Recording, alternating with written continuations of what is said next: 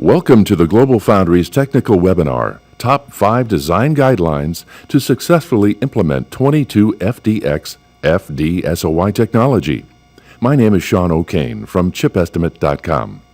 Today we are pleased to introduce our speaker, Tamer Ragheb, Ph.D. Dr. Ragheb leads the digital design methodology team in GlobalFoundries focused on delivering differentiated design methodology solutions for emerging technology nodes. He is the proud recipient of 4 Best Paper and Presentation Awards from different conferences, including Best Paper at CDN Live 2015. Please welcome Dr. Tamer Ragheb.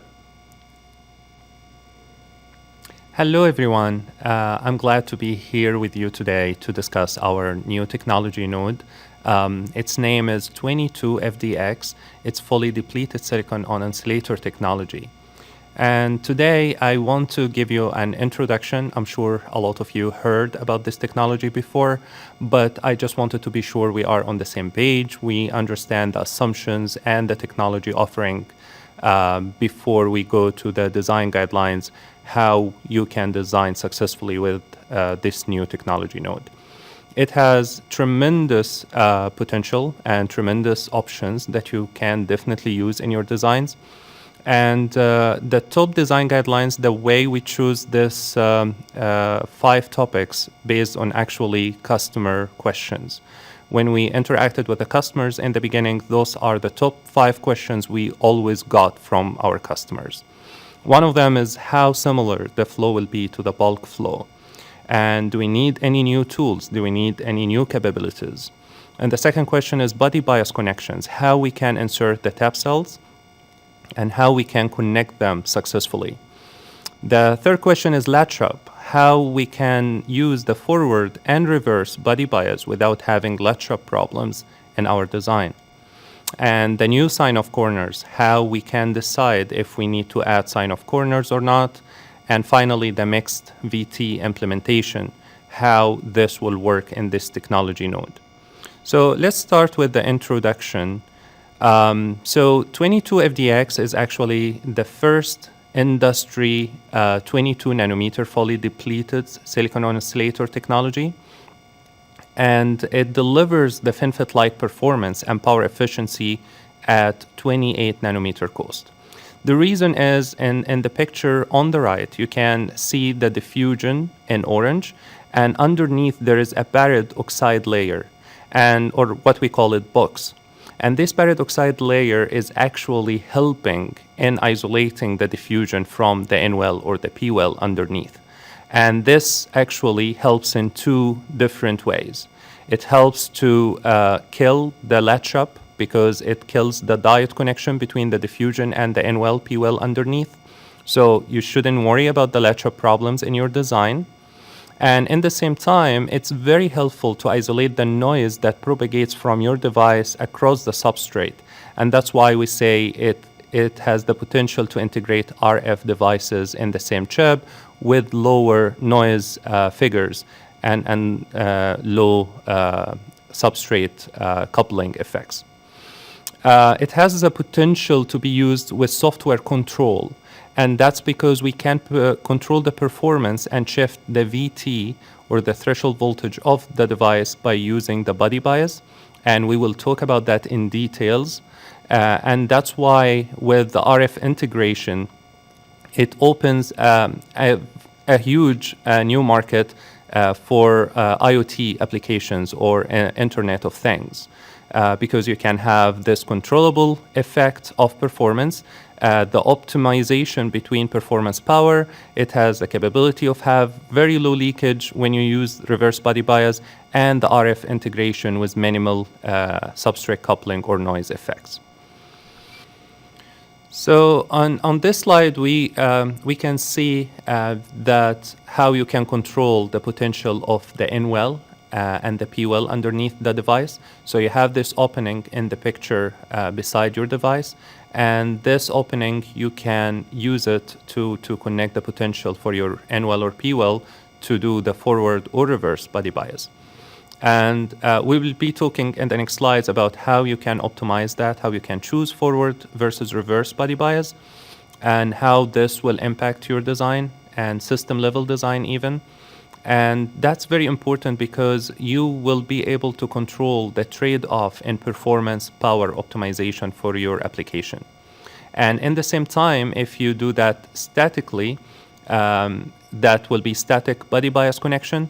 You can choose the optimization point, but if you will do it dynamically as well, you can feed it from some sensors or process monitor to be able to tune or trim the post-silicon effect. And that means if you have some wafers that's slow or some wafers that's fast, you can use the body bias and you can slow down the fast wafer or speed up the slow wafer. And in that way, you will reduce the variations in post-silicon or post-tape out. So it's, as I mentioned in the beginning, it's a lot of tremendous benefits if you can use this new variable that's called body bias effect. So here you can see if we have leakage power versus max frequency. If you go towards the reverse body bias, you will get the minimum leakage in standby mode. That's very good if you are designing something that will be working all the time, like sensors or watchdog sensors. So that will consume very minimal amount of power and energy. And if you want the performance, you can use forward body bias, and that will give you the maximum performance that you want. That goes very close to the FinFET performance. So it's kind of optimization. You will choose performance and you sacrifice by power, or you will choose power even with slow performance. So let's discuss how we can do the mixed VT implementation and what are the offerings in our device. So we have three regions. One of the regions in the top ellipse, the orange ellipse, that represents the SLVT, LVT devices. So it starts with LVT body bias 0 on the bottom and starts going up by either channel length change, so you are doing longer channel length, or swapping VT from LVT to SLVT, or body bias. So you have now three variables that you can use to connect from the first dot to the last dot on this ellipse, and that's by changing either swapping VT or using different channel length or using the body bias. Again, the next ellipse, it will represent the RVT HVT, and this is optimized for reverse body bias, as SLVT LVT is optimized for forward body bias for performance. So RVT HVT for reverse body bias and leakage minimization. Again, you start from the top of the ellipse by RVT at 0, body bias, and then it starts going down either by body bias or swapping channel length or swapping the device to be HVT. And the third region is the ultra low leakage, and that's very good if you want something that will be on standby mode all the time. That will be really low leakage for your device. So that kind of answers the question how we can do mixed VT implementation. And here it gives you another degree of freedom, which is the body bias, because it affects your VT threshold. And that means you can control all the different performance of your devices with channel length, VT swapping, and body bias again. So let's discuss now, out of the 5 questions, we talked about the latch-up, and we saw that the barium oxide layer will kill this latch-up problem, so we shouldn't worry about it. The mixed VT implementation, we saw how we can swap VT devices, how we can use channel length and body bias to do that, and we will be discussing that also in the flow. So let's start talking about the flow and how we can think about the design from the beginning. So this is the proposed flow that we currently recommend to all our customers because it's test chip proven. It supports both Synopsys, Cadence, and Mentor graphics tools. We will discuss about all the tool availability at the end of the presentation. And it focuses on minimizing the changes of your current bulk flow. So all the steps that's already well known and well established in the bulk flow, you will find them in gray. And the boxes that will be in blue, those are either new steps for 22FDX or it was well known for 14, but if you are moving from 40 nanometer or 28 nanometer, maybe you haven't heard about them before. So that's why we kind of have the color coding to help you identify where you want to add if you don't have this capability. So let's start talking about this in details. So here the first step, it's what we call body bias aware floor planning or body bias design planning. And this is a new concept we introduced for the first time here because we have this new variable about the body bias. So you can think about it that you have to rethink about your hard macros or your block level design. What if we can separate the different sides of this design to be different power domains? It's the same concept as what we had in the bulk flow that's called the low power flow or dynamic voltage frequency scaling. It's the same concept. So you can divide one of the designs that we have, which is OR1200. This is a 32-bit CPU design. We give it as a test case with our reference flow for the customers to try at their end and replicate our results. So what if we have three parts, the top part and the extensions that doesn't need that speed and it will be on all the time, and we can put it as reverse body bias, for example. And the other two conditions, we want to put them at forward body bias because we want performance, the data unit and CPU. And the data unit, we can put it at minimal body bias, forward body bias. And CPU, we want more performance, and it doesn't work all the time. So we want to put it like at higher body bias value. So it's a new concept that even for the same block, you can divide them into smaller sub-blocks. And the idea here that you can control the body bias and you control the performance without going to the level shifters or the isolation gates that you need if you will use the dynamic voltage frequency scalings and change the VDD level. So it's much easier to design with this concept, and it will be as effective by optimizing frequency versus power. So this is what we call design planning, and you can choose the part of your design that has or needs high performance. You can use to implement it as forward body bias, what we call it flipped wells. So the NMOS will be in N well, the PMOS will be in P well, and those are LVT, SLVT devices. So that's what we call them. And you can do the mixed VT implementation again with swapping them or channel length or just controlling the body bias. For the leakage, again, you can use the reverse body bias or conventional wells. And that means NMOS and P well and the PMOS and N well. And those are RVT HVD devices. And if you want to combine both of them in one block, just be careful to have what we call deep and well spacing. And those are rules that you can check in our design manual. That's how much separation you need in these two power domains. So this step, you have to think about your design before you start using the technology, because that will help a lot down the stream to not need a lot of added sign-off corners or added scenarios for your sign-off conditions. So it will cut a lot of runtime if you think about the design in this concept from the beginning. So the next step is the library characterization. And usually we have the process voltage temperature corners, PVT. Now we are introducing the other variable, which is the body bias. So you have PVT-B. And we did a lot of analysis with our library provided by Envicus. And we found that if you are using symmetric body bias, you will see that the delay on the blue line going down, that means the performance is improving with the forward body bias.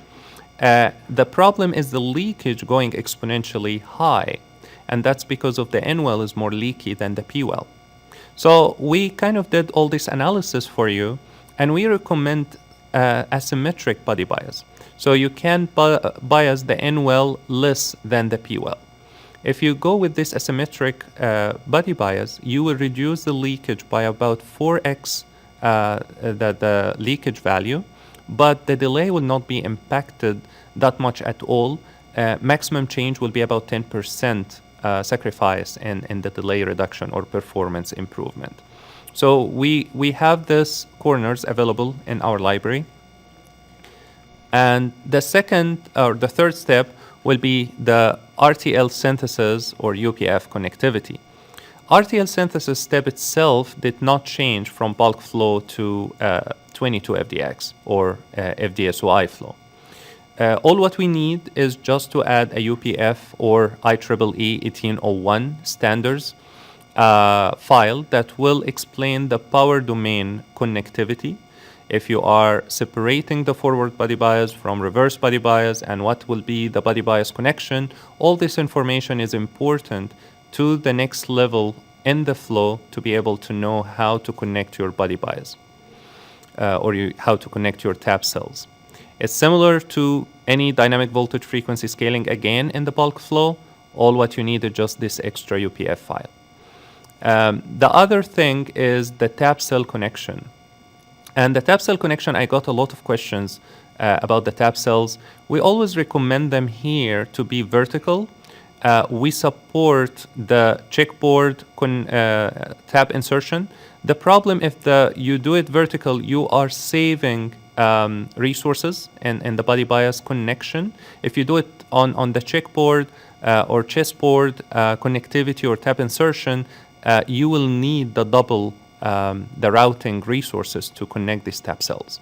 So that's why we recommend the vertical ones or aligned ones. This will be the tap cell insertion. You need to insert them with the same rate as all the other nodes. You don't have to insert it per cell. So every 30, 40 microns, whatever your ratio of insertion will be, just use it as it is here. The CTS pre-route will be the same. The cell placement has two different new features, and those we'll discuss in details. So let's discuss the first one in the cell placement, which is the implant aware and CNRX. So implant aware, actually we introduced already the feature in 14 LPP.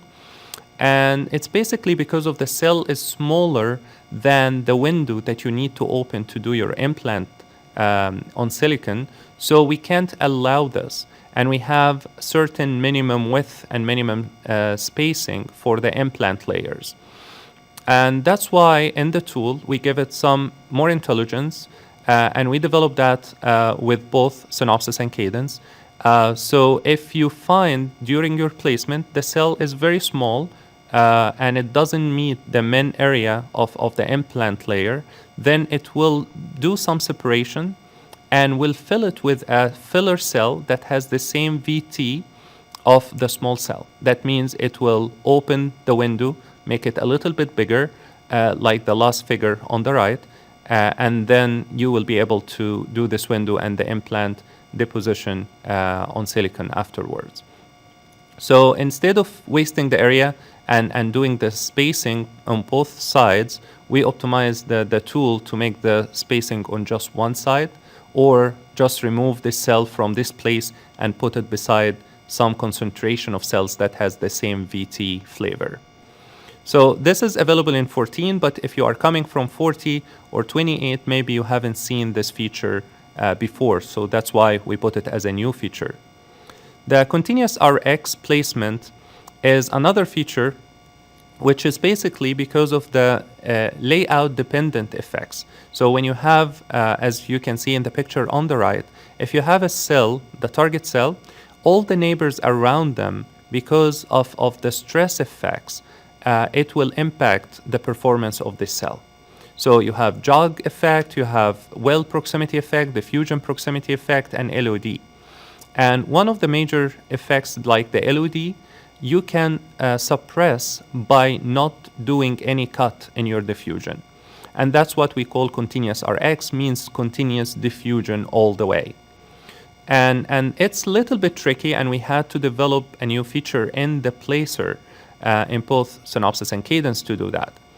And the way you do it, if you have source, you have always connection or source connecting the VDD to kill the gate in between. And the same thing on the bottom to connect it with VSS. And that means you are separating the two cells not by poly over field or poly over STI. You are separating them by poly over oxide, normal device, but you are tying it up to VDD or VSS to turn it off and reduce the leakage between the two terminals. The same thing if it's source drain, then the source side will be already having this structure to short it with VDD and VSS so they can abut the two cells together. The only case that you cannot abut the two cells will be if you have drain to drain. And in this case, you have to separate them and put a filler. This filler will separate a little bit the two cells, and it will tie the gates to VDD on the top, and on the bottom, either you can tie the gate with VSS or you can leave it open to do it like double diffusion break on the NMOS side. So this is the idea of continuous RX. Again, everything will be included in your script if you download our reference flow. And if you need any more information, please contact us definitely at GF. So the next step will be the routing optimization. And that will include new features, which is the tap cell connections. So on the picture on the right, you will see that those tap cells are trying to connect the body bias with two vertical lines, and the horizontal lines are the VDD VSS. So in normal bulk flows, this connection of the N-well P-well is usually a short inside the tap cell. Now it's for the first time using the UPF or the 1801 IEEE standard, you can connect this pins of the N-well P-well by using this vertical straps of power. And that's what we call it, body bias grid or body bias power network. And don't worry, it doesn't have much current flowing, so it doesn't need to introduce any EMIR concerns, and it doesn't have to be even checked that much. So it's just as routing resources, all what you are using is just this routing resources vertically to connect them with the body bias you want. The other thing you need to pay attention to is the HV rules, or what we call it high voltage rules. This HV rules is basically because you have body bias that can swing plus or minus 2 volt, and you have the VDD in the range of 0.8 or less, then those two lines can induce noise to each other and will cause reliability problems. And that's why we have what we call the HV rules to separate them, if they are signal or bias nets, to separate them in some rules based on the voltage on each of them. And that will make your design more reliable in silicon and less noisy between the two power meshes together. Again, that's included as well in the flow. And the next step is the leakage recovery, or VT swapping and L-gate optimization. So this is the figure I talked about in the beginning.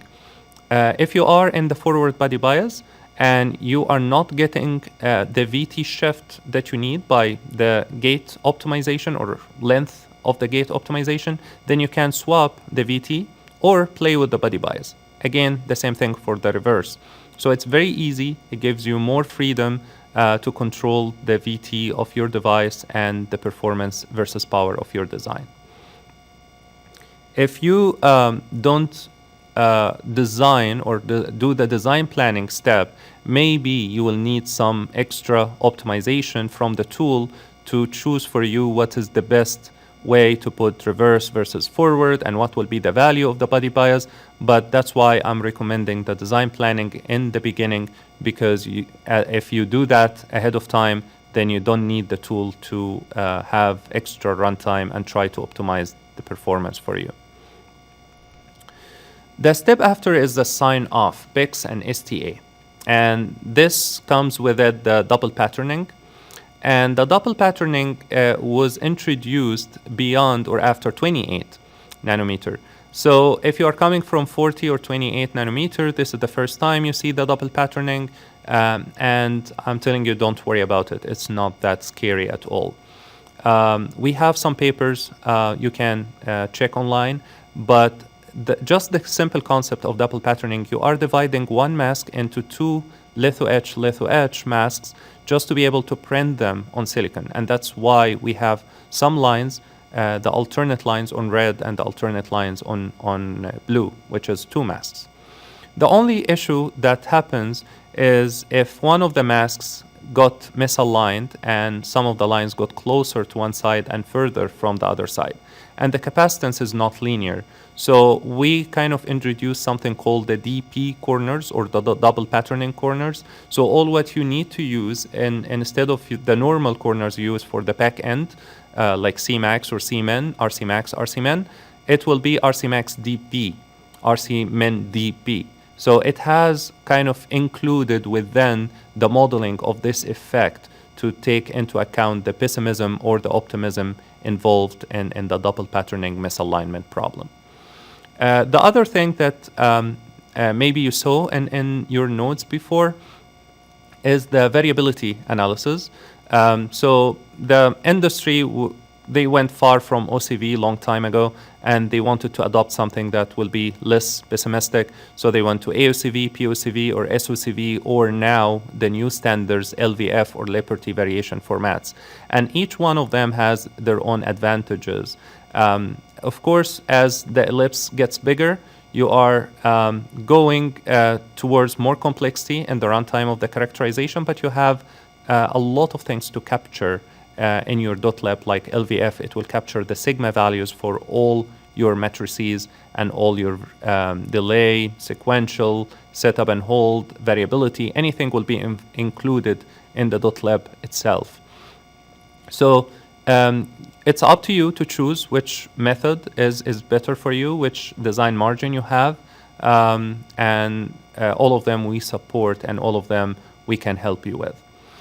At this stage, the sign of corners. If you have static body bias, that means you know ahead of time what will be the body bias value that you want, then the sign of corners will not change for you. Maybe you will check the temperature inversion if the sign of corner will be sensitive or worse or best at 125 or minus 40 or another temperature. But as long as you are not doing dynamically changing in the body bias on silicon, you don't need to increase the number of sign of corners. And this is the method we recommend at least to start with for your evaluation. If you want to go ahead and use more capability from the technology node, like the dynamic scaling of the body bias, then you may need to add some sign of corners because you are designing for different body bias and you don't know which one you will use when you have the silicon out. So definitely you will need to try at every PVT corner, you have to try the different body bias values that you are allowing your customer to switch between them on silicon. But without this assumption, or far from this assumption, nothing will change in your sign of corners.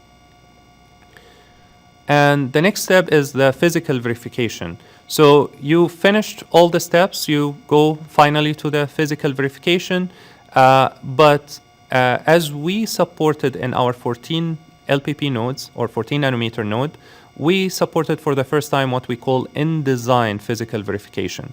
And that means while you are doing your routing, actually the tool, both Synopsys and Cadence, can have in ICV and PVS all the DRC checks, metal fills, pattern matching, in a way that while you are routing, you are taking into account the metal fill effect on your timing, you are checking the DRC with high accuracy to match with the sign-off at the end, and you also doing some checks for the hot litho spots.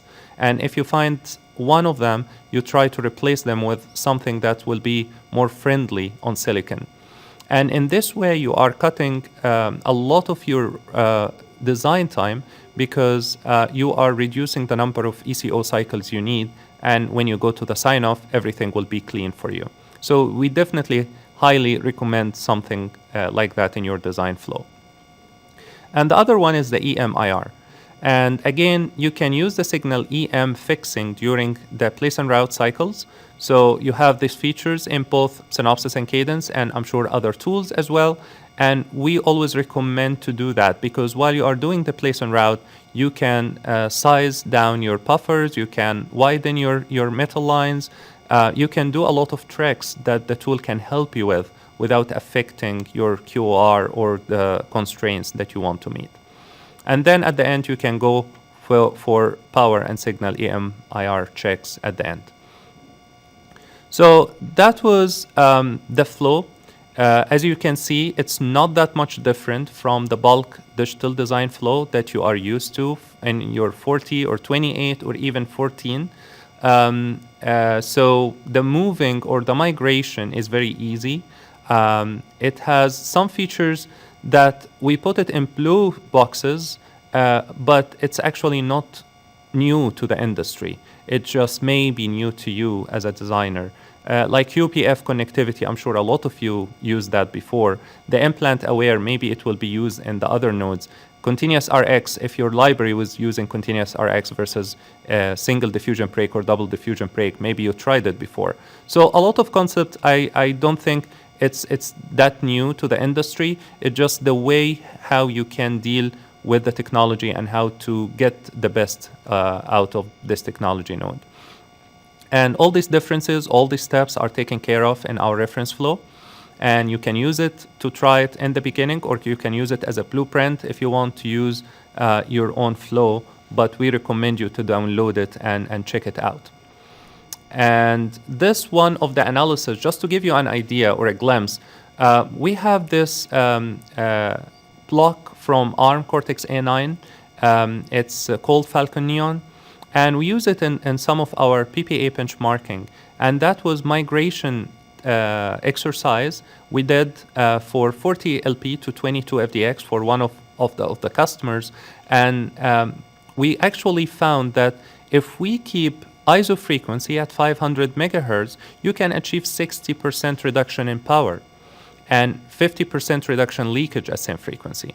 So that without paying any penalty, without sacrificing anything, without even using the body bias. We did that at 0 body bias and VDD 0.8. We didn't even need to scale the VDD lower than 0.8.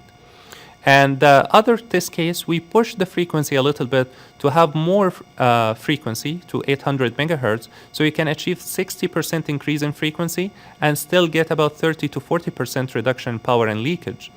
And the same thing, without body bias, without scaling VDD.